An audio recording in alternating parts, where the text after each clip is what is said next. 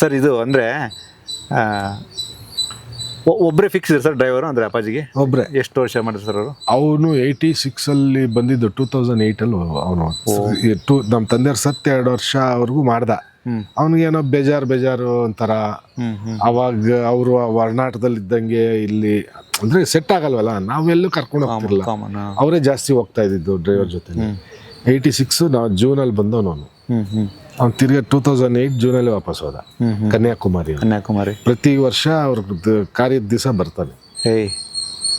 ಬಂದು ಅವನು ಕ್ರಿಶ್ಚಿಯನ್, ಅವನು ಆ್ಯಕ್ಚುಲಿ ಬಂದು ಪೂಜೆ ಮುಗಿಸ್ಕೊಂಡು ಹೋಗ್ತಾನೆ. ಒಂದು ದಿವಸ ಇದ್ದು 2008 ಹೋದ. 22 ಇಯರ್ಸ್ ಇದ್ದ. 22 ಇಯರ್ಸ್.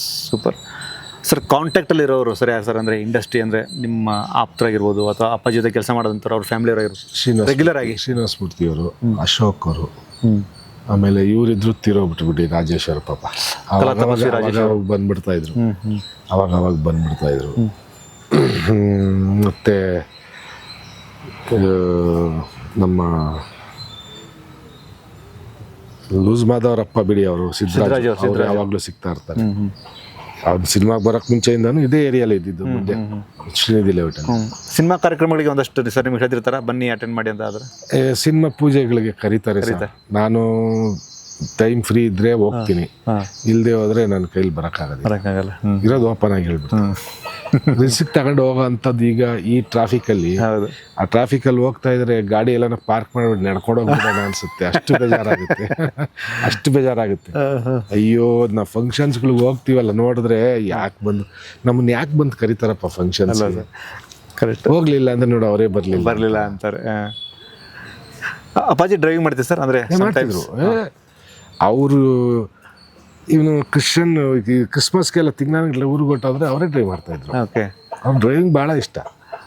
ಹೆಂಗೆ ಸರ್? ಫುಲ್ ಫಾಸ್ಟಾ ಸಸ್ಟೈನಿಟಿನಾ ಸರ್? ಫಸ್ಟ್ ಅವ್ರ ಥರ ಅಷ್ಟೊಂದು ರ್ಯಾಶ್ ಇಲ್ಲ. ಫಸ್ಟು ಅವರು ಒಂದು ಸಲ ಸೌತ್ ಆ್ಯಂಡಿಂದ Shanti talkies road, Shanti talkies ಇತ್ತಲ್ಲ, ಅಲ್ಲಿ ಒಂದು ಆಕ್ಸಿಡೆಂಟ್ ಆಗೋವರೆಗೂ ಅವರು ಸ್ಪೀಡಲ್ಲೇ ಇದ್ರು. ಫಸ್ಟ್ ರ್ಯಾಶ್ ಇಲ್ಲ, ಸ್ಪೀಡ್ ಜಾಸ್ತಿ. ಓಕೆ. ಅವಾಗ ಒಂದು ಆಕ್ಸಿಡೆಂಟ್ ಆಯಿತು, ಆವಾಗ ಅವರು ಸ್ಲೋ ಮಾಡಿದ್ರು. Okay okay. ಅಂಬಾಸಿಡರ್ ಪಲ್ಟಿ ಹೊಡೆದ್ಬಿಟ್ಟಿತ್ತು ಕಾರು. ಓಕೆ. ಅಪ್ಪಾಜಿ ಡ್ರೈವ್ ಮಾಡ್ತಿರ್ಬೇಕಾದ್ರೆ ಯಾರು ಅಡ್ಡ ಬಂದರು ಅಂತ ಕಂಟ್ರೋಲ್ ಮಾಡೋಕೆ ಹೋಗಿ ಡಿವೈನರ್ ಹೊಡೆದು ಪಲ್ಟಿ ಆಗಿಬಿಟ್ಟಿತ್ತು. ಈ ಸಿನಿಮಾಗಳ ಕಾರಿಗೆ ಏಟಾಯಿತು, ಇವ್ರಿಗೇನು ಆಗಿಲ್ಲ.